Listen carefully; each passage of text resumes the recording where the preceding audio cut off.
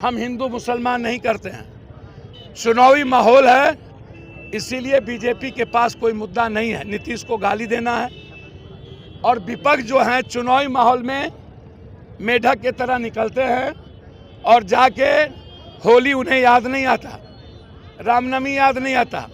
चुनाव के लिए वो कभी सीमांचल में जाते हैं। आज तक जब से लालू जी और उनके परिवार सीएम बने, कभी भी वो सीमांचल में जाके रोजा नहीं दिया। आज उन्हें याद आया जब कांग्रेस आज अकेला चलने का निर्णय संघर्ष में ले रही है।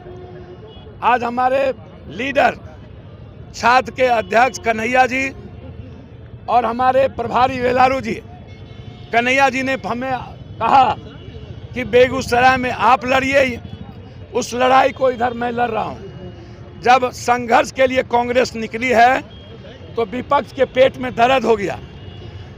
जब एनआरसी में गायब, जब आप वक्फ में गायब, तलाक में गायब, तो आप ये रोजा दे करके आप मुसलमान या अंबेडकर या एसटी एससी के मुद्दों को, आरक्षण के मुद्दों को भटकाते हैं। कांग्रेस ने ओबीसी और एसटी को 43% आरक्षण तेलंगाना में दे दिया। कहा एसटी को हम देंगे, ओबीसी को देंगे, ऊंची जात को 10%। तो ये हिम्मत कांग्रेस को है।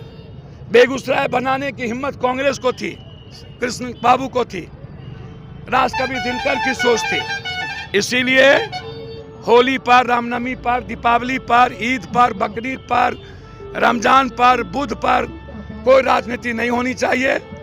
और इसीलिए बीजेपी हमेशा नफरत की राजनीति करता हूं। मेरा आग्रह है विकास की राजनीति कीजिए, जाति और संविधान, जाति जनगणना और आरक्षण के दुश्मन मत बनिए।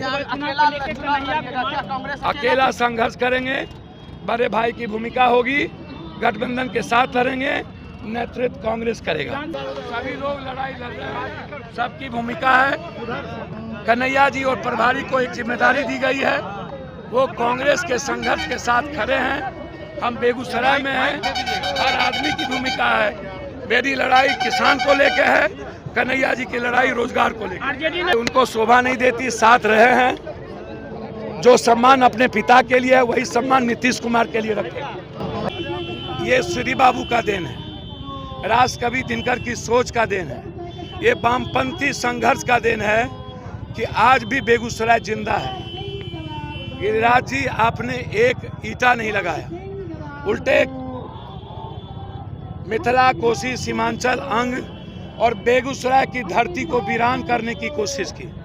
आप निर्लजता की सीमा पार कर गए। आप ठहाका लगाते हैं। सदन में पप्पू यादव हंगामा नहीं किया होता और कृषि मंत्री को चिट्ठी देकर के घेरा नहीं होता, सदन के बाहर हम ना लड़े होते, तो आज तो ये कह रहे हैं कि दिग्भ्रमित करते हैं, ये लड़ाई नहीं होती। आज मैं बेगूसराय के सभी नेताओं, मुखिया जी, सबको धन्यवाद देता हूं कि ये सांकेतिक संदेश है। चाहे ये लड़ाई, अभी हमने बातचीत की है माइंस मिनिस्टर से, रेवेन्यू मिनिस्टर से, चाहे ये लड़ाई हमारे किसान के 700 एकड़ जमीन को जबरदस्ती उसका जमाबंदी कैंसिल कर दिया एडीएम। जब तक पप्पू यादव जिंदा है, किसान पर जुल्म नहीं होगा। हम मरना पसंद करेंगे, बेगूसराय से अनुसंधान केंद्र नहीं जाने देंगे। हमारा एक एक वर्कर गोली खाएगा, लेकिन यहाँ के साथ, किसानों के साथ सौतेलेपन का व्यवहार नहीं होगा। ये पूरा लेटर, इसलिए प्रदेश के नेता भी और हम लोग आज ये संदेश दिए हैं भारत सरकार को, जरूरत पड़ेगी।